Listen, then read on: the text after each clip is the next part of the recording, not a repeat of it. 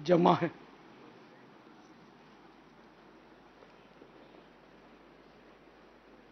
और इनके साथ कुछ सवाल जवाब का सिलसिला होना है इंशाअल्लाह।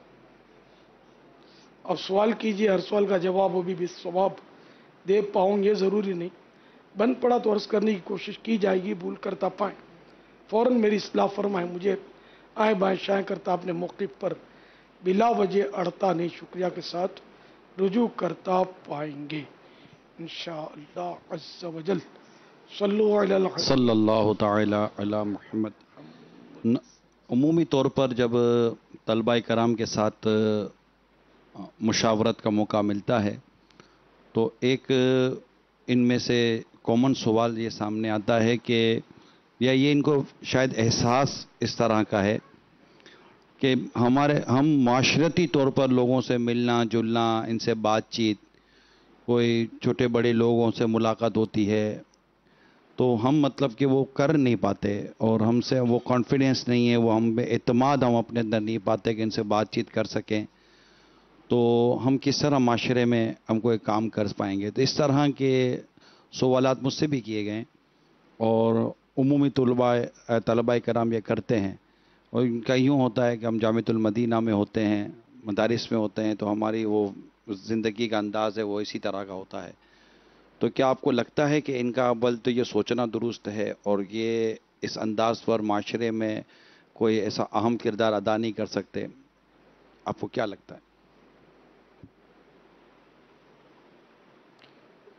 जिन उलमाए किराम ने दीन की खिदमतें की और हम तक दीन पहुंचाया, वो सब के सब शुरू में तालिब इल्म थे। इन्होंने काम किया और काम करने की वजह से अल्लाह ताला ने उनका नाम रोशन किया। तो इन्होंने कैसे ये सब कुछ किया? फिर सबसे बड़े आलिम दीन रहमतुल लिल आलमीन सल्लल्लाहु ताला अलैहि वसल्लम, इन्होंने जो कुछ किया उसका तो हम बयान ही नहीं कर सकते, है ना। अच्छा, फिर असहाबे सुफ़ा, यानी समझो कि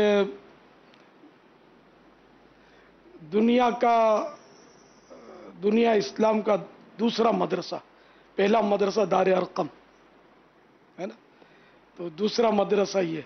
तो दार अरकम के तलबा किराम और सुफ़ा शरीफ के तलबा किराम ने दुनिया जहान में इस्लाम का डंका बजा दिया। और आप कहते हैं कि हम कुछ कर नहीं सकते, हम तो यूँ मदरसे में चार दीवारी में रहते हैं, तो हम इस माशरे में, तो ऐसा थोड़ी है। आपको दुकान दे देंगे, दुकान चला लोगे, है ना, बड़े शौक से चला लोगे। कई तलबा किराम दुकानें भी चला रहे होते हैं, नौकरियां भी कर रहे होते हैं और पढ़ भी रहे होते हैं और सब कुछ कर रहे होते हैं। तो किसी किसी को एहसास से कमतरी हो जाता होगा, फिर ये दूसरों को शेयर करता है। जब ये दूसरों को शेयर करता है तो इस तरह दूसरों का भी जहन जो है ना, वो बाज़-औक़ात इस असर को कबूल करता है, वरना ऐसा नहीं है। मुआशरे में काम करने के मौक़े जितने तलबा किराम को होते हैं ना, इतने बड़ों को नहीं होते। तलबा किराम उमूमन टेंशन फ्री होते हैं, इनके पास टाइम ज़्यादा होता है। बड़े जो होते हैं ना, इनके पास टाइम कम होता है, घरेलू मसाइल, टेंशन, परेशानियाँ। यानी मेरा अपना तजर्बा है कि जब अवाम से मुलाकात करता हूँ ना, जैसे एजिड किस्म के लोग होंगे, तो वो लाइन बड़ी आहिस्ता चलेगी, क्योंकि इनके टेंशन होते हैं। बच्चा बीमार है, इसकी अम्मी बीमार है, तो फलां ये है, तो मेरी नौकरी का मसला हो गया, तो मेरे पैसे फंस गए हैं, तो फलां हो गया। ये इनके कुछ मसाइल ये बोलेंगे, समझे। और ये तलबा किराम, इनको तो ये हाथ मिलाया धक्का मार, हाथ मिलाया ठा करके हाथ, ये चलते रहते, इनके टेंशन नहीं होते। तो जो टेंशन फ्री होता है उसका जहन भी ज्यादा काम करता है, तो वो तो ज्यादा दीन का काम कर सकता है। तो ऐसा बोलना दूर की बात, आप सोचे भी नहीं कि हम काम नहीं कर सकते। काम आप ही कर सकते हैं, यूं समझो। फिर कोई बोले मैं दुखी हूं, फुला हूं, इसलिए काम नहीं कर सकता, ऐसा भी नहीं है। काम करने वाला चाहिए। मैं घर का वाहिद फर्द, कफील, सरपरस्त में ही। अच्छा, بچے میرے چھوٹے چھوٹے. اچھا پھر یہ کہ کوئی میری مالی حیثیت بھی ایسی نہیں تھی. اور اگر میرا شروعات کا دور دیکھے نا تو میں صحیح بولتا ہوں، میں معاشرے کا ایک کچلا ہوا فرد تھا. یہ حقیقت بولتا ہوں. یعنی مجھے لڑکے مارتے تھے بعض اوقات، وہی غریب سمجھ کر. میرا کوئی داد فریاد لینے والا ہی نہیں تھا. مارتے تھے، کوٹتے تھے. وہ سب مل کے جب بچے ہوتے ہیں تو پھر کٹی کر کے اکیلا کر دیتے ہیں. تو اس طرح بھی ہوتا ہے. یتیم تھا نا. تو غربت میں آنکھ کھولی میں نے، اور بالکل یعنی کہ ایک احساس کمتری، احساس محرومی یا جو بولو، وہ سارے امراض مجھ میں تھے. لیکن جب اللہ نے کام لینا چاہا تو اب آپ کے ساتھ بیٹھا ہوں گا. تو آپ میں سے کوئی بھی ایسا نہیں ہے. میرے تو سر پہ کوئی تھا نہیں. یوں دیکھو نا ظاہری طور پر آپ کے سر پہ تو اتنے سائے ہیں، اور خصوصاً پوری شورا آپ کے سر پہ سایہ کنا ہے. آپ کو کمی کس بات کی یار؟ پھر بولتے ہو کام نہیں کرتا. تو وہ ایک محاورہ ہے کہ ناچنا نہ آوے تو آنگن ٹیڑھا. صلو علی الحبیب صلی اللہ تعالی علی محمد. ماشاء اللہ. مگر یہ جو عموماً یہ جو ان کی جو سوچ سامنے آتی ہے نا، جو میرے سامنے آئی، میں پہلے اپنے وہ اظہار سارے آپ کے سامنے کر دوں. وہ جب یہ دیکھتے ہیں نا کہ یہ فلاں مفتی صاحب تو فلاں مبلغ تو فلاں یوں، تو یہ یوں بات کر رہے ہیں، نہ مدنی چینل پہ یوں بات کر رہے ہیں، نہ بیانات یوں کر رہے، اور امیل سنت یوں حل دے رہے ہوتے ہیں. یہ فون آیا تو امیل سنت نے یہ حل دے دیا، یہ کال آئی تو امیل سنت یہ حل دے دیا. اب ہم کو کوئی پوچھے تو ہم تو کچھ سمجھ ہی نہیں پڑے گی. ہم کیا کریں گے؟ مسجد میں بھی جا کر کو ہم کو آ کر پوچھے گا تو ہم بولیں گے یوں، ہم کو تو کچھ نہیں آتا ہوا ہے. تو یوں اس میں ایسے ان کو کیسے لگے گا؟ یہ ہم سے تو یہ نہیں ہو سکے گا جو یہ کر رہے ہیں سارے. امیر سنت یوں جواب دیتے ہیں تو امیر سنت کے ساتھ دارالفتہ والے بھی یوں جواب دے رہے ہوتے ہیں.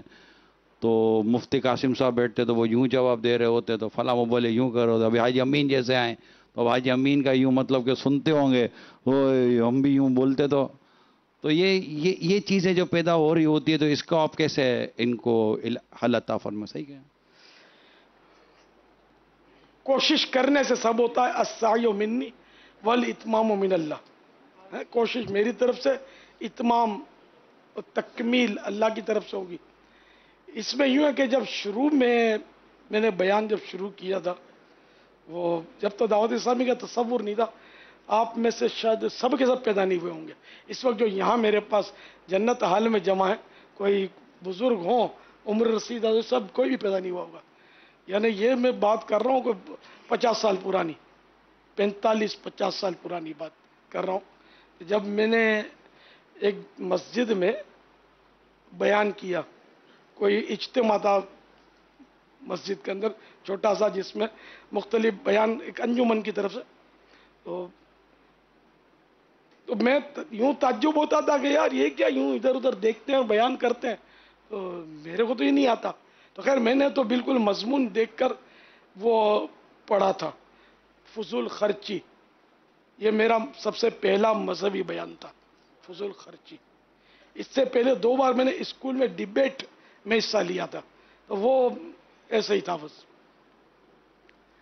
شاید وہ تھے بھی گجراتی میں بیان وہ اس وقت، کہ گجراتی میڈیم سے میں نے پڑھا ہے. یہ ایک زبان ہے جس کا شاید کوئی لفظ بھی آپ کو اکثریت کو نہیں آتا ہوگا.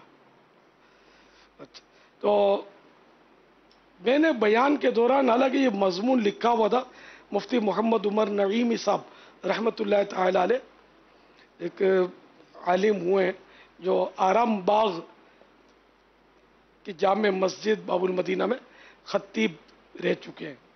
غالباً وہاں کے خطیب تھے یہ، اور ایک عالم تھے، بڑے عالم تھے. تو ان کا میں نے وہ پڑھ کر وہ سنانا شروع کیا بیان کے انداز میں، دیکھ دیکھ کے. اور پھر میں نے بھی ہمت کر کے تھوڑا یوں کیا گیا، اوپر دیکھا اسلامی بھائیوں کی طرف یا حاضرین کی طرف، اور دیکھا تو میں صحیح بولتا ہوں میں دیکھتا رہ گیا. اب میرے کو سجکا نہیں پڑے گا، اب کروں کیا؟ جو تو اپنے آپ کو کنٹرول کر لیا اور میں نے بیان کیا. تو شروع میں یوں ہوا، پھر آہستہ آہستہ میرا دل کھلتا گیا. एक बार दावत इस्लामी के दौर में मुझे कहा कि एक डीएसपी आपसे मिलना चाहता है। अब डीएसपी पता नहीं वो डीएसपी ऑन ड्यूटी था या रिटायर था। तो खैर ये आ गया, हमने वो हमारे खाने के टाइम पे इसकी तरकीब बनी, मगरिब के बाद ये खाना आपके साथ खाइए जो भी। अब वो बेचारा सादा लिबास में था। ये एक मुसीबत थी कि मेरे को पता था ये डीएसपी है, पता ना होता तो शायद वो कैफियत ना होती। अब वो डीएसपी बेचारा वो तो बेजरर था, अकीदत में आया हुआ था, उसने मेरा नाम सुना होगा, नाम तो उस वक्त भी थोड़ा हो गया था, लेकिन चूंकि मैं उस फील्ड में नया था, आप माने नहीं माने मुझसे बात नहीं हो पा रही थी, मैं कांप रहा था, अंदर से मेरी हालत बुरी थी। डीएसपी और अब मुबालगा करूं तो शायद वजीर आजम से बात करनी पड़ जाए तो हो सकता है वो कांप जाए। मदीना मदीना मैंने एक मुबालगा किया, अब इतना दिल खुल गया है, अब बड़े बड़े लीडर और ये आते हैं, बल्कि मुतालबे हो रहे हैं। और मैं मतलब मेरा एक बस पुराना ज़हन है, मुझे पसंद नहीं है, मुझे आप लोग अच्छे लगते हैं। तो कभी कभी बहरहाल मुलाकातें होती है तरकीब, लेकिन मैं हत्तल इम्कान बारहा बड़े बड़े जब नाम आते हैं ना, वो नाम नहीं लेता मैं, बड़े बड़े जिनकी लोग हिर्स करें, मैं अल्हम्दुलिल्लाह वो टाल देता हूँ। यार मेरे को मेरे हाल पे रहने दो। तो खैर, तो ये आहिस्ता आहिस्ता मतलब ये हुआ ना कि पहले डीएसपी ने मेरी सट्टी घूम कर दी थी, बेचारे ने, उसने कुछ भी नहीं बोला, मैं खामा खाकर रौब से मरा जा रहा था। और आहिस्ता आहिस्ता तो इस तरह आपको भी शुरू में ऐसा लगेगा, फिर आहिस्ता आहिस्ता जब आप इनफरादी कोशिश करना शुरू करेंगे, दर्स देना शुरू करेंगे, फिर बयान करना शुरू करेंगे, तो दिल खुल जाएगा। आखिर जो खतीब असर कहलाते हैं, है ना, मुक़र्रिर शोला बयां कहलाते हैं, स्टेज पे जो छा जाते हैं, है ना, पब्लिक को उछाल देते हैं। कल वो भी तो तालिब इल्म थे, बात करते हुए उनकी भी जबान लड़खड़ाती होगी शुरू में।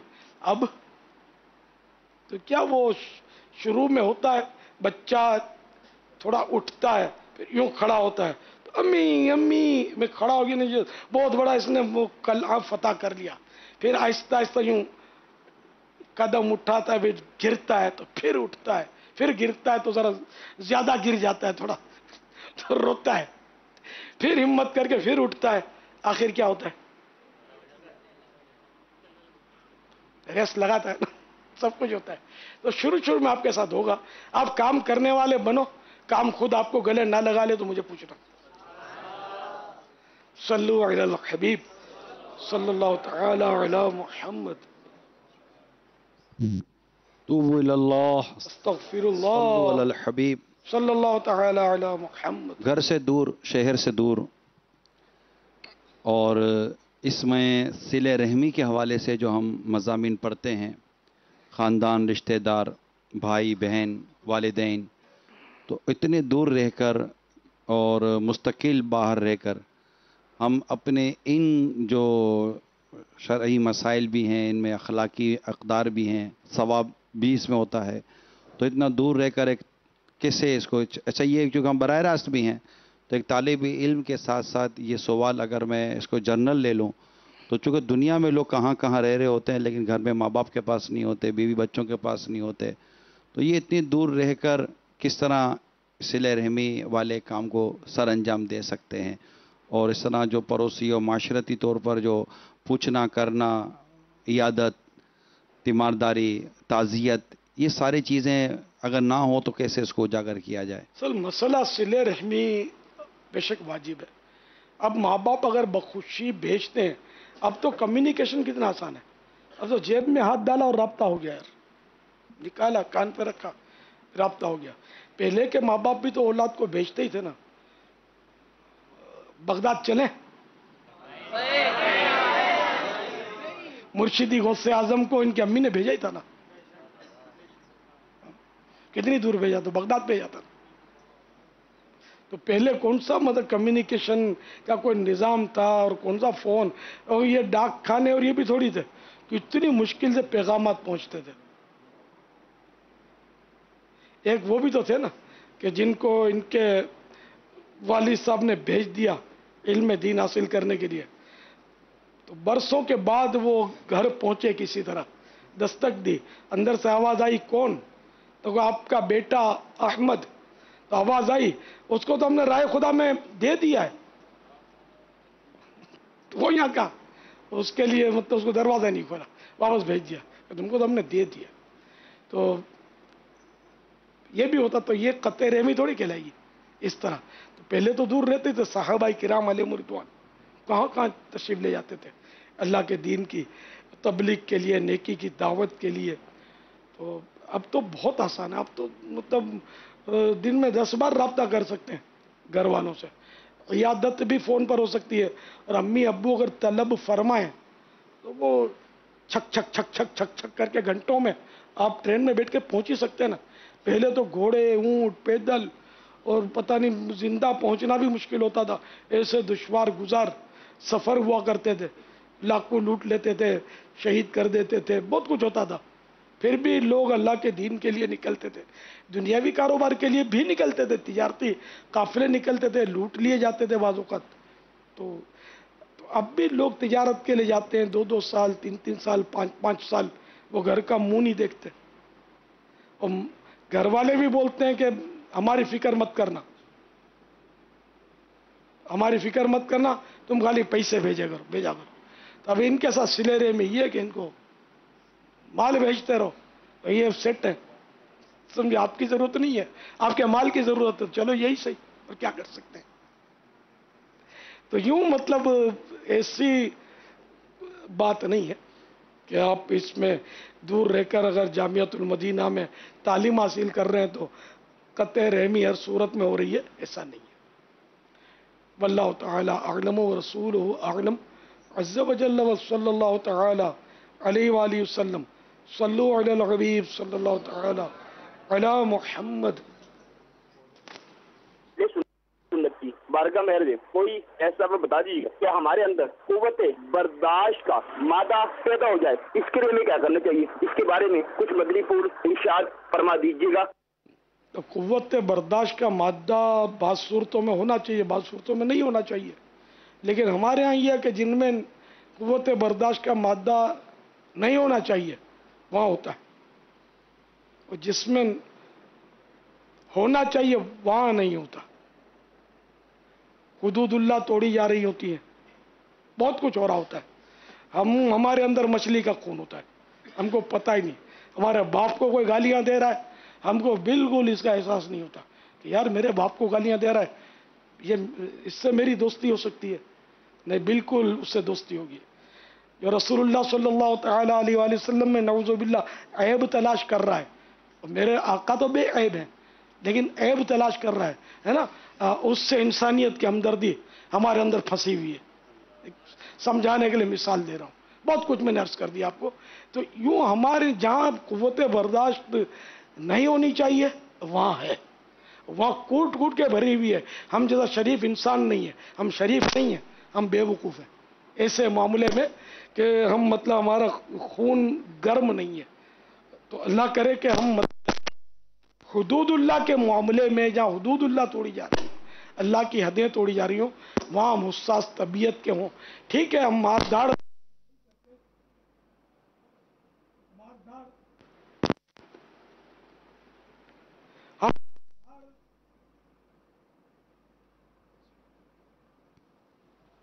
مدینہ. ہم مار دھاڑ بے شک نہ کریں، لیکن یار دل سے تو برا جانے، جو کہ ایمان کا ضعیف درجہ ہے. ہم کہاں جانتے ہیں؟ یہ فلمی گانے بج رہے ہیں، کیا ہوتا ہے قوت برداشت؟ کتنی قوت برداشت ہے، پتہ ہی نہیں کہ یہ کوئی برائی ہو رہی ہے، یہ کوئی گناہ کا کام ہو رہا ہے.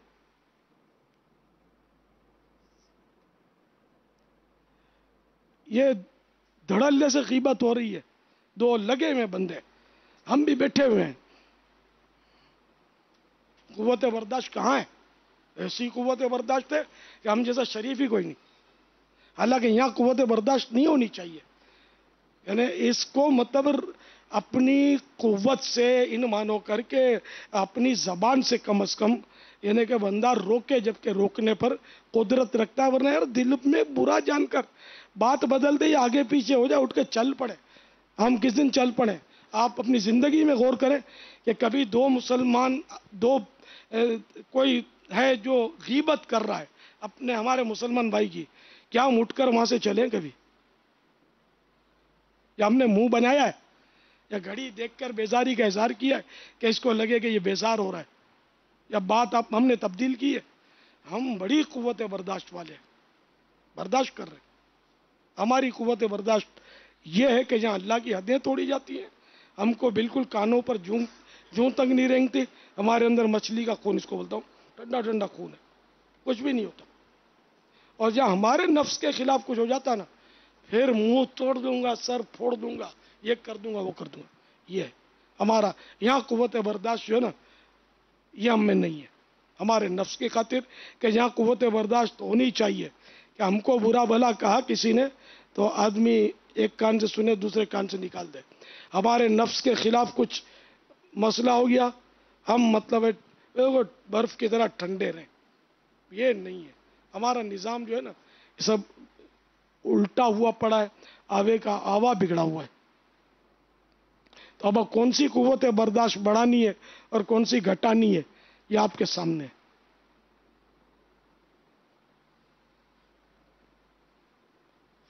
اللہ کرے دل میں اتر جائے میری بات. صلو علی الحبیب صلی اللہ تعالی علی محمد. میں بابل مدینہ کراچی سے بات کر رہا ہوں.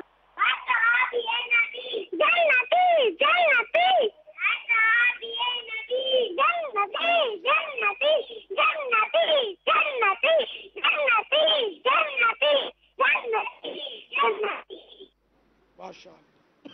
میرا نام عبد الوہاب اتاری ہے. میں باب المدینہ کراچی سے عرض کر رہا ہوں. امیر اہل سنت دامت برکاتہم العالیہ کی بارگاہ میں عرض ہے، اگر کوئی کہے کہ سرکار مدینہ صلی اللہ علیہ وآلہ وسلم ہر جگہ حاضر و ناظر ہے تو پھر مدینہ شریف جانے کی کیا ضرورت ہے؟ اس کا جواب ارشاد فرما دیجئے. جزاک اللہ خیرہ واحسن جزا. اللہ تبارک و تعالی کے لیے حاضر ناظر کا لفظ تو نہیں بول سکتے، علماء نے اس سے منع فرمایا. لیکن اتنا تو ہے نا، وہ سمیع و بصیر تو ہے یقیناً، ہے نا. حاضر ناظر کا لفظ اس کی شان ہی نہیں ہے. اللہ کریم سمیع و بصیر ہے. تو اب بتائیے کہ جب وہ دیکھ رہا ہے، فرض سے پہلے ہم 4 سنتیں پڑھتے ہیں تو جب وہ دیکھ رہا ہے، سن رہا ہے، تو پھر آخر ہم کعبہ مشرفہ حاضری کی حرص کیوں کرتے ہیں؟ ہے نا. اس سوال کا آپ کے جواب یہ ہو گیا. ہم مکہ مکرمہ کیوں حاضری دیتے ہیں؟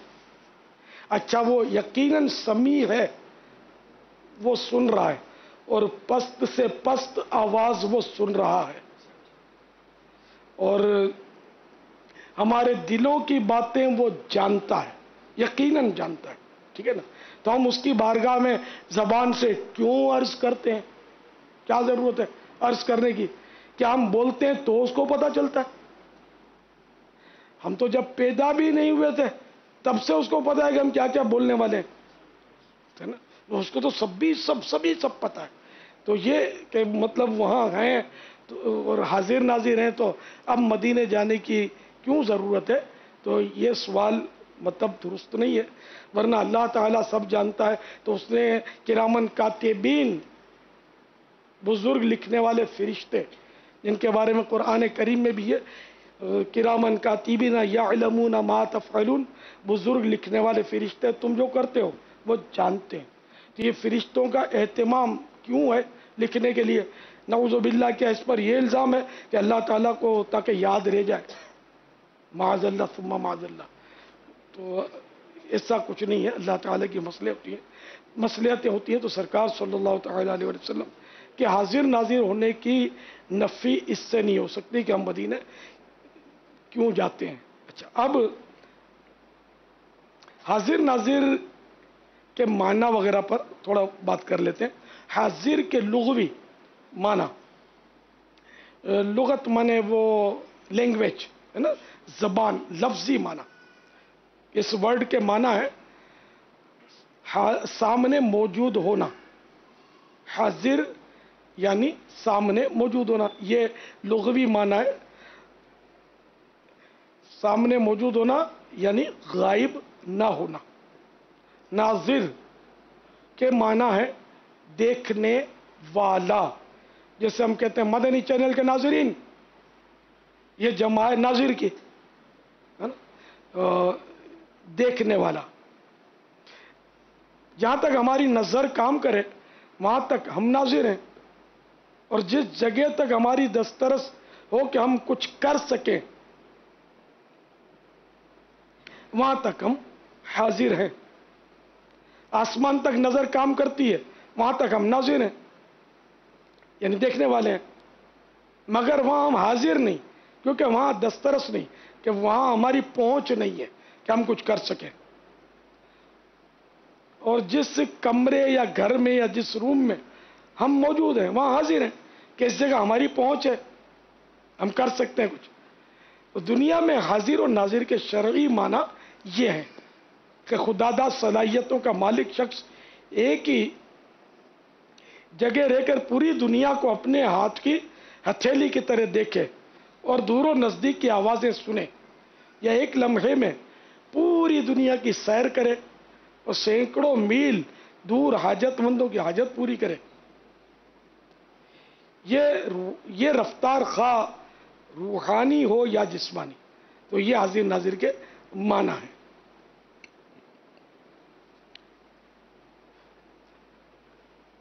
یا ایھا الذین، پارہ 22 سورۃ الاحزاب آیت نمبر 45. یا ایھا النبی انا ارسلناک شاہدا ومبشرا ونذیرا. ترجمہ کنز الایمان، اے غیب کی خبریں بتانے والے، بے شک ہم نے تمہیں بھیجا حاضر ناظر اور خوشخبری دیتا اور ڈر سناتا. یہ لغت میں نبی کے معنی غیب کی خبریں دینے والا ہے. جنت کیا ہے؟ غیب ہے. دوزخ کیا ہے؟ غیب ہے. قیامت کیا ہے؟ غیب ہے. اور خود رب تبارک و تعالی کی ذات غیب الغیب ہے. یہ کس نے بتایا؟ نبی نے. تو نبی مانے غیب کی خبریں دینے والا. شاہد، اس آیت مبارکہ میں شاہد کہا گیا. یہ سرکار صلی اللہ تعالی علیہ وسلم کی صفت بیان کی گئی. شاہد، شاہد کے معنی گواہ بھی ہو سکتے ہیں اور حاضر و ناظر بھی. گواہ کو شاہد اس لیے کہتے ہیں کہ وہ موقع پر حاضر تھا.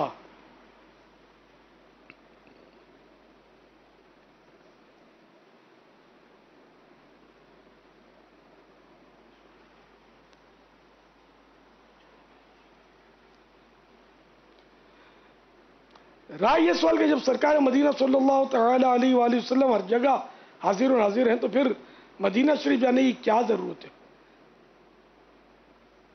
تو اس سلسلے میں پارہ 5 سورۃ النساء آیت نمبر 64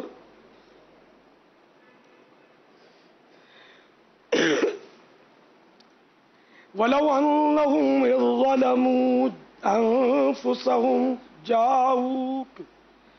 جاءوك فاستغفروا الله واستغفر لهم الرسول لوجدوا الله توابا رحيما. ترجمہ کنز الایمان. اور اگر جب وہ اپنی جانوں پر ظلم کریں تو اے محبوب تمہارے حضور حاضر ہوں اور پھر اللہ سے معافی چاہیں اور رسول ان کی شفاعت فرمائے تو ضرور اللہ کو بہت توبہ قبول کرنے والا مہربان پائیں. نیز بکثرت احادیث میں خود نبی کریم صلی اللہ تعالی علیہ وآلہ وسلم نے مدینہ منورہ اور بالخصوص روضہ انور پر حاضری کی ترغیب ارشاد فرمائی. جیسے شعب الایمان جلد 3 پیج نمبر 490 حدیث نمبر 4159، جو میرے مزار کریم کی زیارت کو حاضر ہوا اس کے لیے میری شفاعت واجب ہو گئی۔ پھر المقاصد الحسنہ میں جس نے حج کیا اور میری زیارت کو نہ آیا بے شک اس نے مجھ پر جفا کی، یعنی ظلم کیا۔ تو المقاصد الحسنہ حرف المیم صفحہ نمبر 461 حدیث نمبر 1110۔ اس کی تفصیل بحث جعل حق میں دیکھی جا سکتی ہے۔ پھر ایک کتاب علامہ غزالی دوران علامہ کاظمی شاہ صاحب رحمۃ اللہ تعالی علیہ کی بھی ہے،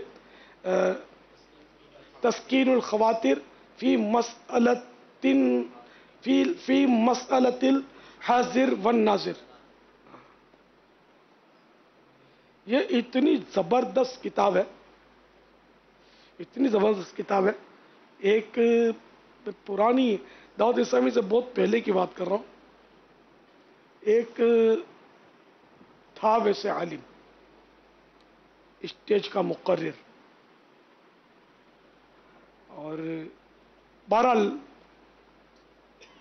اور بہت بڑی شخصیت کی اولاد، لیکن ظاہر ہے کہ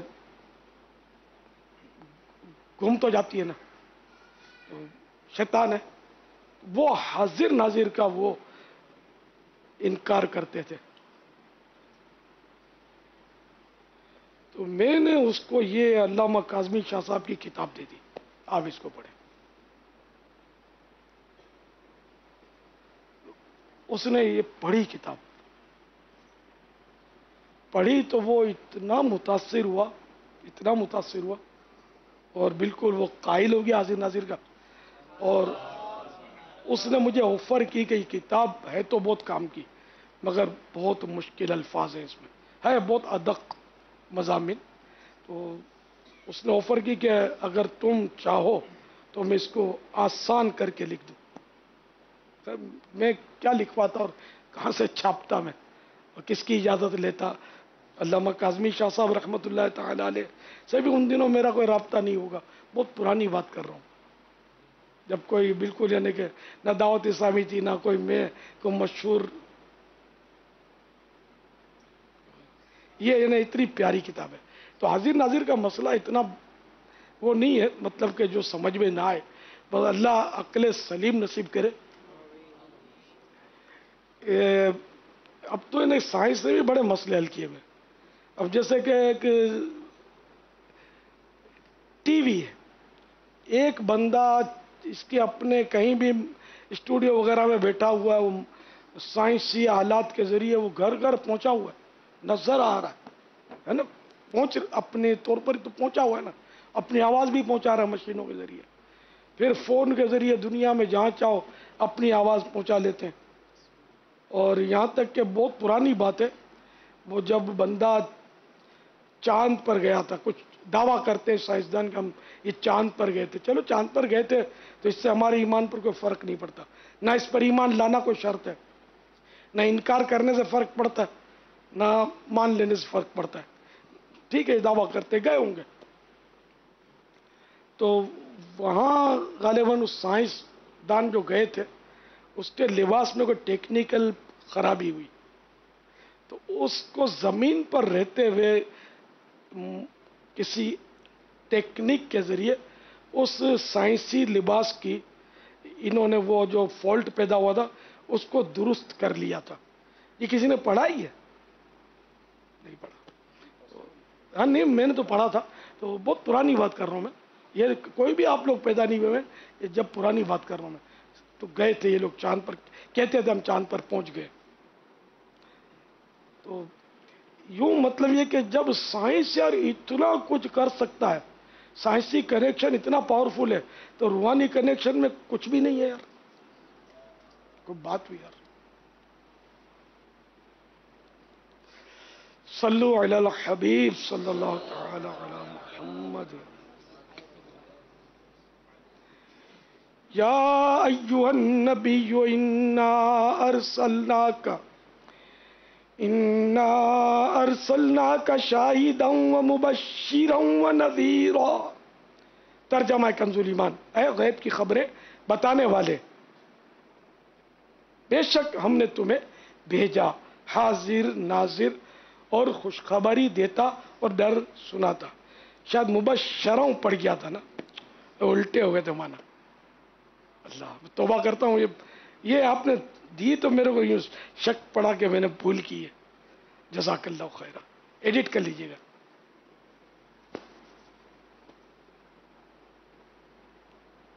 مبشر مانے خوشخبری سنانے والا، بشارت دینے والا، اور مبشر مانے بشارت دیا گیا.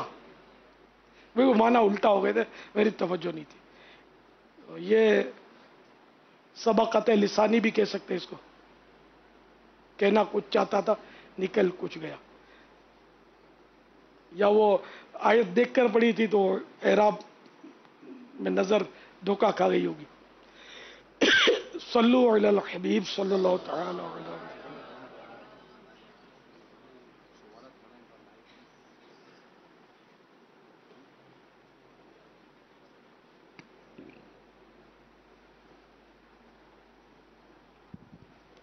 صلو علی الحبیب صلی اللہ تعالی صلی اللہ تعالی علیہ وسلم. مدنی چینل کے ناظرین، آپ مدنی چینل کے مزید سلسلے ملاحظہ کریں. ہمارے طلبہ کرام بہت سارے سوالات لے کر آئیں. اب ان کے سوالات ہوں گے انشاءاللہ، اور امیر سنت کے جوابات ہوں گے. ناظرین کی اس طرح مجھے تاثرات ملتے ہیں کہ جب ہم یہ اعلان کر رہے ہوتے ہیں نا تو بس وہ کہتا نا ہو گیا دھک سے کلیجہ میرا، ہائی آف کی سنانے والے. تو یہ ہوتا ہے ناظرین. کچھ ناظرین کا ایسا ہوتا میرے ہوگا. پاس تو ہے ایسے تاثرات. تو یہ ہوتا ہے. پھر بعض کسی نے کہا کہ بس اب ہمارا دل کرتا ہے وہاں بیٹھے، وہاں کیا خاص باتیں ہو رہی ہوں گی، کیسے کیسے سوالات ہو رہے ہوں گے، کیا کیا جوابات ہو رہے ہوں گے. تو یہ خصوصی مدنی مذاکرہ بھی ہمارا ریکارڈ ہوتا ہے، اور مدنی چینل پر مختلف اوقات کار میں خصوصی مدنی مذاکرے بھی دکھائے جاتے ہیں. صلو علی الحبیب. تو آپ مدنی چینل کے دیگر سلسلے ملاحظہ کریں. اب انشاءاللہ ہمارے دور حدیث شریف کے طلبہ کرام کے سوالات ہوں گے خصوصی مدنی مذاکرے میں، اور جوابات ہوں گے خصوصی مدنی مذاکرے میں. ماشاءاللہ. اچھا، میں آپ کا تو شکریہ ادا کرنا بھی رہ گیا شروع میں. غریب خانے کو آپ نے آج رونق کر دی ہے. بالکل یہ اندھیرے میں ڈوبا ہوا ہوتا ہے، یہ سمجھ لو. خدا ہو عشق مصطفیٰ،